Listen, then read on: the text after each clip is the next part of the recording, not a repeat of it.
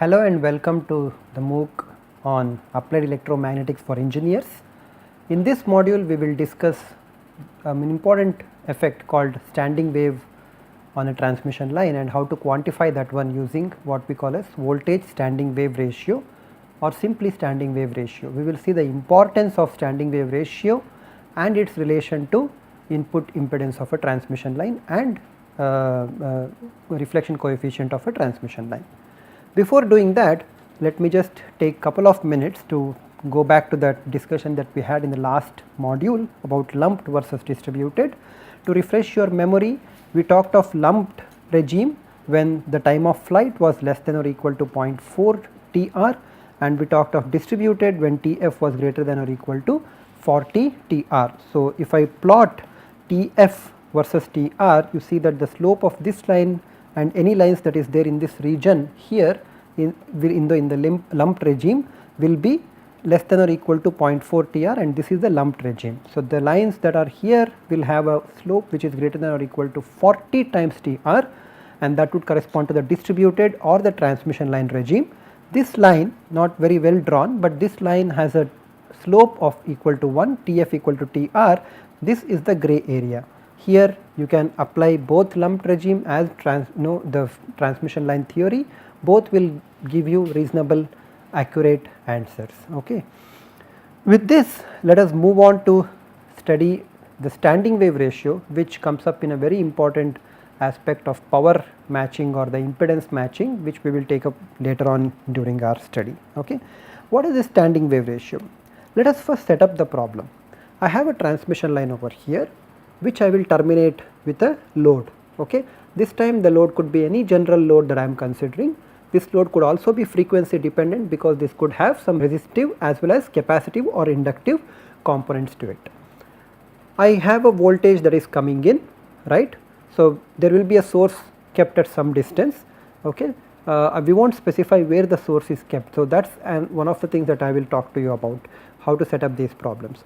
So, all I am looking at is from the load side. So, this could for example be the situation when you are working with an antenna. Okay. You know that source is somewhere out there, okay, and your antenna is receiving the signals, or your antenna is connected and sending out signals onto the source, maybe the TV set which is kept in your home, far away from you, and you are working at the antenna side. So, what you are interested and what you are doing is to measure something at the antenna site, and you want to understand what is happening at the behavior. Okay. So, that is the problem that we are looking at. So, what we are looking at is I have a load here and it is connected to some source which is kept at a distance which we do not really know, but we do not really care also, and this the characteristic impedance of the transmission line is some Z0, and you have terminated the transmission line with some load impedance ZL. Clearly, if ZL is not equal to Z0, there will be some reflection, the voltage that is coming in after seeing ZL will be reflected partly. Similarly, the current that would be flowing in would also be reflected and constitutes a reflected current. So, there is a reflection coefficient associated with this one.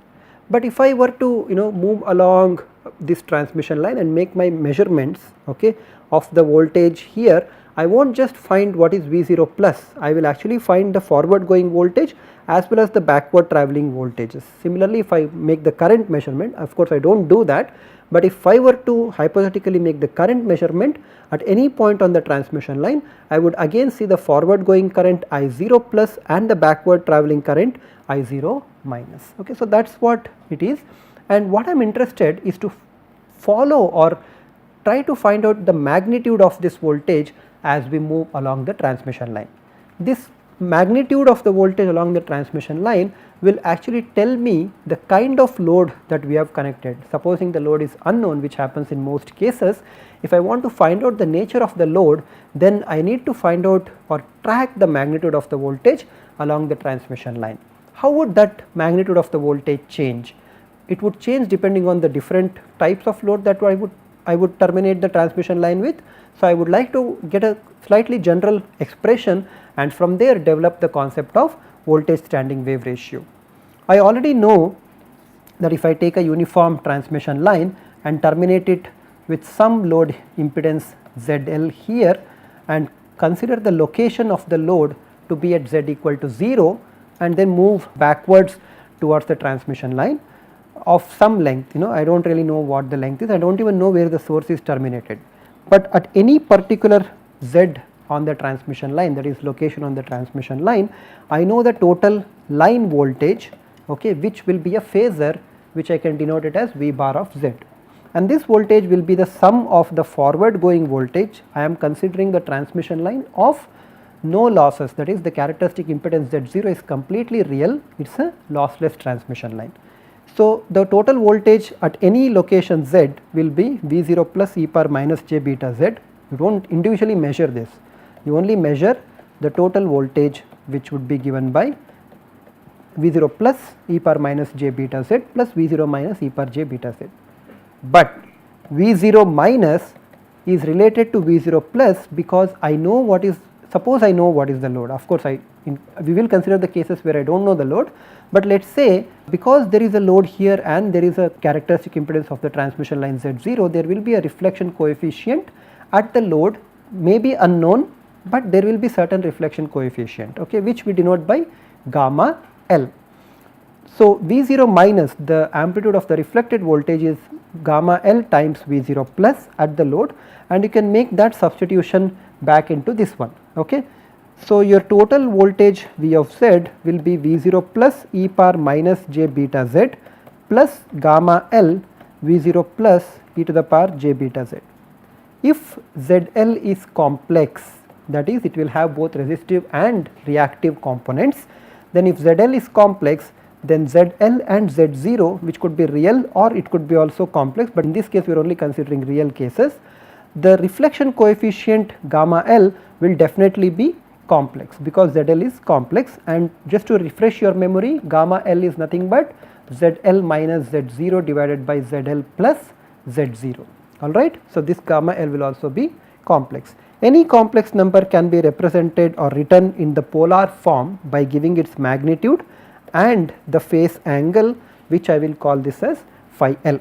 So, I can substitute for gamma L into this expression and rewrite the magnitude of the voltage after taking the magnitude of the voltage on the right, on both sides, as V0 plus magnitude 1 plus mod gamma L e to the power j 2 beta z plus phi L, this entire thing magnitude, okay. So, let me denote the magnitude points by writing this with a red line, okay.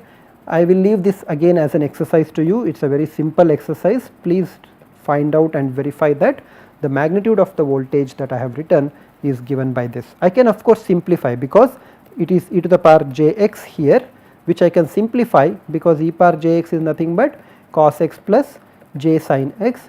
Simplify it, 1 plus mod gamma L is present here, it is multiplying cos 2 beta z plus phi L, and there is a imaginary component plus j sin 2 beta z plus BL, and after taking the magnitudes what you end up with is this expression. Again this is just one step verification. I will consider V0 plus to be real, therefore I removed the magnitude sign from that one, and in the bracket what I get is magnitude gamma L square plus 2 magnitude gamma L cos 2 beta z plus phi L. You can verify this, and there will be a 1 by half on top of it because this is a root of this entire expression, okay. Now, let us analyze this equation, okay. I have the transmission line at z equal to 0, I have connected the load, right. So, if I substitute z equal to 0, what do I get in this equation? So, at z equal to 0, that is at the location of the load, because my z axis is going here, all this transmission line is actually with z less than 0. That is to say, the numbers here, if you were to mark this one by a ruler, these numbers will all be negative, okay. So, that is the meaning of z less than 0 over there. So, at the load position, which happens to be right at z equal to 0, what is this expression tell me? The expression will tell me that magnitude of the voltage at the load location is given by V0 plus, here I have to put z equal to 0, which means 2 beta z is 0. So, I get cos phi L. So, I get 1 plus magnitude of gamma L square plus 2 magnitude gamma L cos of phi L, whole to the power half. Of course, I need to know what kind of load I have terminated. Suppose my load happens to be open circuit. So, for an open circuited case, I know that gamma L is equal to +1, which also implies the magnitude of gamma L is 1 and the phase angle phi L will be equal to 0, 0 or 2 pi does not matter.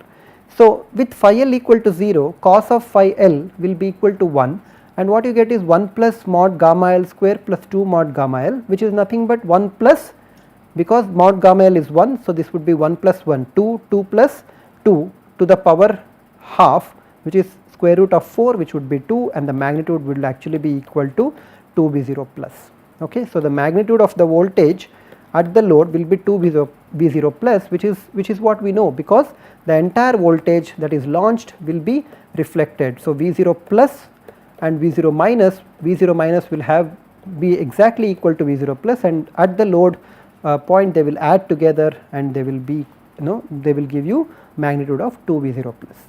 Suppose I consider the load to be short circuit. For the short circuit, I know that gamma L will be equal to -1. You go back to the expression and find this out. The magnitude of gamma L will still be equal to 1, but this time the angle phi L is equal to pi. So, you go back to this expression and write this. So, you get 2 minus 2, which would be 0, and the magnitude of the voltage here will be equal to 0. This is true, but this is also true only at the load location, because that is precisely at which point we are evaluating my voltage magnitude using this expression. Okay. As you move away, this expression predicts that the voltage magnitude will change. Okay. But there is a certain point where the voltage magnitude will become maximum. When will that happen? If you look at the equation closely, as z changes, 2 beta z also changes, and the total argument of the cosine function, which is 2 beta z plus phi L, must go through some integer multiple of 2 pi at some point. When it goes through the integer multiple of 2 pi, I see that the magnitude of the voltage would have become maximum. Similarly, when it goes through a multiple of when will the cosine function go through its minima? When it goes through an odd multiple, right. So, when it goes through an odd multiple, the argument of the cosine function, then the sign of cos becomes negative and the voltage would actually be minimum. So, the maxima are attained, or we say that voltage maxima occurs at locations when 2 beta z plus let us call this as z max, okay, 2 beta z max at the location z equal to z max plus phi L happens to be some integer multiple of 2 pi, and please note that you have to choose the value of n such that z max is negative. Because of the notational convention that we have used, the transmission line is described by the values of z, which is negative, because the load is sitting at z equal to 0. Okay. When will we have minima? Minima occurs when 2 beta z min, I will just want to denote the differences between max and min. So, this must be equal to 2n plus 1 into pi. Again you have to choose in such a way that z min is also negative. Okay. Both z max and z min must be negative. What is the maximum value of this voltage, or what is the value of the voltage maxima? The value of the voltage maxima happens to be 1 plus mod gamma L into V0 plus. One short verification, please verify this one. Okay. Similarly, verify that the minimum voltage will be V0 plus into 1 minus mod gamma L. Please note that magnitude of gamma L depends on load type that you have connected. Again, you can verify this, that these two expressions are okay. Now, we define a quantity called as voltage standing wave ratio. Okay. We call this voltage standing wave ratio, and we either write this as VSWR or simply SWR, with the meaning that it is the voltage that we are considering. Okay. The current standing wave ratio will be dealt with an exercise, and that value will just be minus of VSWR. Okay. So, this voltage standing wave ratio, as you might have guessed, is the ratio of the maximum voltage to the minimum voltage that can occur along the transmission line. Please note that both maxima and minima occur at different positions. Okay. they both do not occur at the same position. So, this position will not have both Vmax and Vmin unless we are considering a very special case to which we will come. Okay. So, usually Vmax occurs here and then Vmin occurs, again Vmax occurs, again Vmin occurs. This is a periodic way in which it changes for a lossless transmission line. Okay. And we will also calculate what is the distance between a voltage maxima and a voltage minima shortly. So, this standing wave ratio or VSWR, sometimes denoted by S, is given by the ratio of the maximum voltage to minimum voltage. From the expressions you can easily substitute and then show that this is given by 1 plus mod gamma L by 1 minus mod gamma L. Okay. What is the range of S? Well, gamma L can go anywhere from 0 to 1, right. So, 0 corresponds to no reflections, 1 corresponds to full reflection.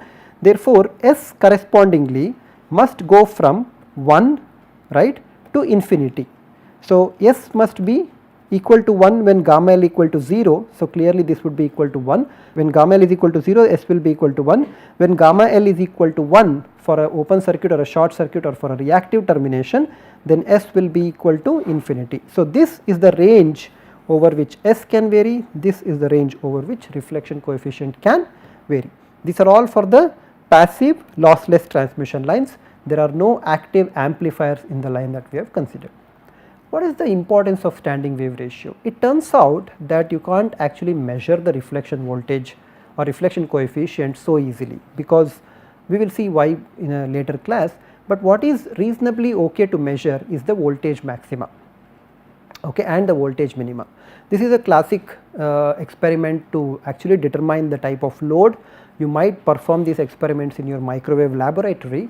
Okay. You take your transmission line, you do not know what is the load, we will talk about the proper measurement later on, but you have a load here, and what you do is you connect a voltmeter or rather a power meter, and then you keep moving this along the length of the transmission line and record the voltage magnitude that you are going to see, not the phase but only the voltage magnitude. So, you record this voltage magnitude.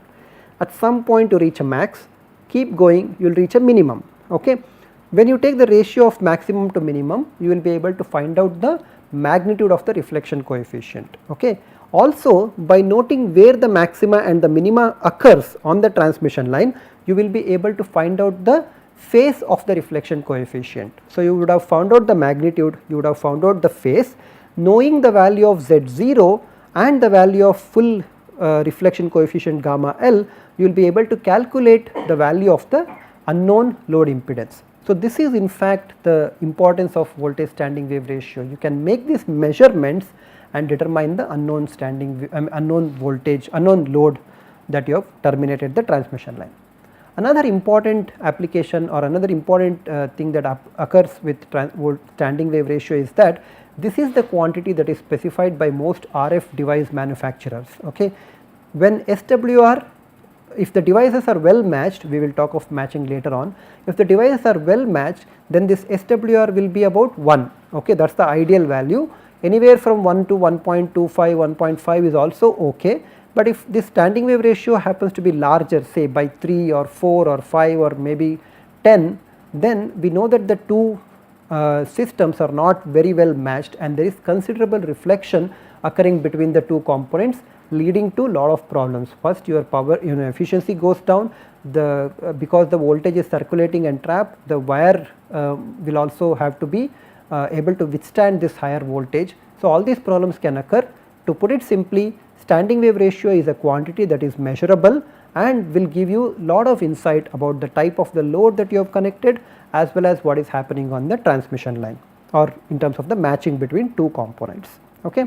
We will go back to a few special cases so that this concept is clear to you. Consider what happens in the case when gamma L is equal to 0. Okay. When can I have this situation? When I terminate the transmission line with its own characteristic impedance Z0. In this case, since gamma L is equal to 0, the standing wave ratio is equal to 1. What does it mean? It simply means that if you go back to the expression of the magnitude of the line voltage, this turns out to be equal to V0 plus, magnitude of V0 plus. What it means is that on the transmission line there is only propagating voltage and there are no back reflected voltages. So when there are no back reflected voltages, your voltage phasor would simply be equal to V0 plus e power minus j beta z. Okay, this is the only wave that is propagating. There are no reflections, gamma L equal to 0, and the magnitude of this will simply be equal to V0 plus. So in this case, the maximum voltage will be equal to minimum voltage, and this location of maximum voltage and minimum voltage occurs at all points on the transmission line. So this is only a very special case when S is equal to 1. Consider the case when gamma L magnitude is equal to plus 1, okay, and the phase angle phi L equal to 0. In any case, the standing wave ratio SWR in this case, or S as we can denote, will then be equal to infinity, because gamma L magnitude is equal to 1. Okay. We can have this situation either by an open circuit or the short circuit. For open circuit, the phase angle is 0. For short circuit, the phase angle will be equal to pi. But if I find out what is the magnitude of the voltage V of Z, you will see that this would be given by V0 plus 1 plus magnitude gamma L square plus 2 magnitude gamma L cos 2 beta Z plus phi L, correct, to the power 1/2. In this case, gamma L magnitude can be equal to 1. So I can replace them with 1 here, and I can replace this one also by 2. So this would be 1 plus 1, which would be equal to 2. Okay. So this would be 2 plus 2 cos 2 beta Z plus phi L. Clearly phi L will be equal to 0 for the open circuit case, and this is how you are able to find out what is the voltage. Where will the maxima occur here? When 2 beta Z is equal to 2 pi, or rather 2 n pi, n must be chosen such that Z will be negative. So I can't choose n equal to 0, I can choose n is equal to minus 1. So when I choose n equal to minus 1, I get 2 beta Z, I am finding the maximum. This would be equal to minus 2 pi. Since beta is 2 pi by lambda, the maximum occurs here if I expand beta to 2 pi by lambda, and maxima occurs here at minus 2 pi. So 2 pi cancels on both sides, and maxima occurs at lambda by 2, minus lambda by 2, which means that from the load, okay, so this is the open circuited transmission line, from the load at a distance of lambda by 2, I get a maximum. Of course, in this case there is one maximum right on the load itself, so I forgot about that one. So of course in this case there is one maximum right on the load. What it means is that there will be a voltage maxima through a minima and one more maxima, and the distance between the two maxima happen to be lambda by 2. Clearly the distance between maxima and minima will be lambda by 4, as you can easily verify. What about the short circuit case? In the short circuited transmission line, first there will be a voltage minima, then there will be a voltage maxima at a distance of lambda by 4 from the load. Okay, so this is the load location. Again there will be one minima at lambda by 2 away from the load. Okay, as before, maxima and minima are separated by lambda by 4 with respect to both. Okay. Now I consider a very special case of pure reactance termination. Suppose I consider the case where ZL is either an inductor or a capacitor. Suppose this is an inductor with plus jZ0. Okay, so this is an inductor. You can clearly see that the magnitude of the reflection coefficient will be equal to 1, which indicates that SWR must be equal to infinity. Why will this happen? Because Vmax could be some finite value, but Vmin on a transmission line which is lossless, and in this case will be equal to 0. So because Vmin is equal to 0, the ratio of finite value to 0 will go up to infinity. Okay, so that is about the magnitude. But what about the phase angle? The phase angle here phi L will be equal to pi by 2. So where will the location of maxima be? So look at this equation again, 2 beta Z max plus pi by 2 must be equal to sum 2n into pi. Suppose I consider n is equal to 0, which is a valid situation in this case. So in that case what will happen? 2 into 2 pi by lambda into Z max will be equal to minus pi by 2.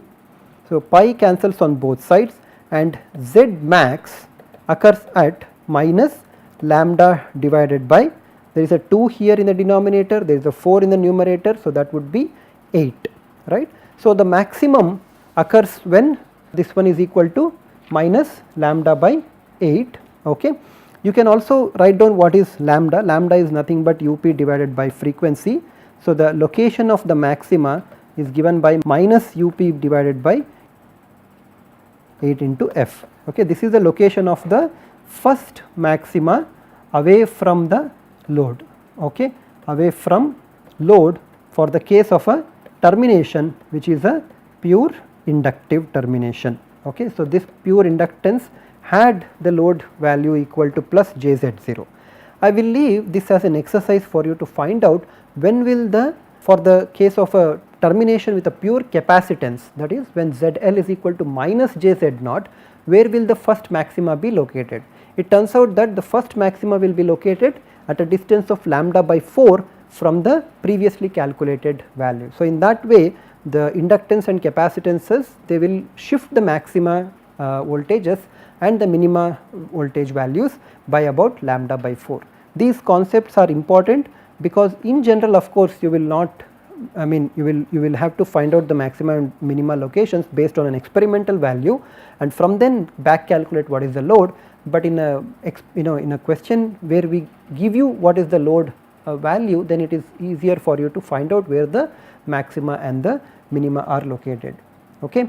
Moreover, these values that we have found are quite okay for simple cases, but when you consider a general case where the load happens to be something like RL plus JXL, then it will be very difficult for you to keep doing this algebraic manipulation.